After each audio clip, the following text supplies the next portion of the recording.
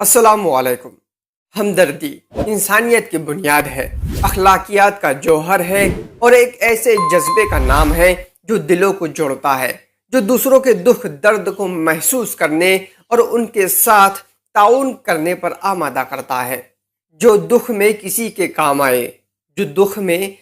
کے کام آئے، بس وہی اصل میں ہمدرد کہلائے۔ پیارے دوستو، ہمدردی صرف زبانی اظہار نہیں بلکہ عملی مدد اور ساتھ دینے کا نام ہے۔ جب کوئی کسی مشکل میں ہو اور ہم اس کی مدد کریں، تسلی دے یا اس کے دکھ کو اپنا دکھ سمجھے، یہی ہمدردی ہے۔ ہمدردی انسانوں کے درمیان محبت، اتحاد اور بھائی چارے کو فروغ دیتی ہے۔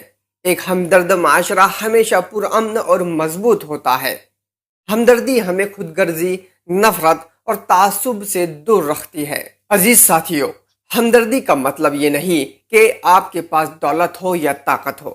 کبھی ایک مسکراہٹ، ایک محبت بھرا جملہ یا کسی کے غم میں شریک ہونا بھی بہت بڑی ہمدردی بن جاتی ہے۔ نبی کریم صلی اللہ علیہ وسلم نے فرمایا، جس کا مفہوم ہے تم میں سے کوئی شخص اس وقت تک کامل مومن نہیں ہو سکتا جب تک وہ اپنے بھائی کے لیے وہی پسند نہ کرے جو اپنے لیے پسند کرتا ہو۔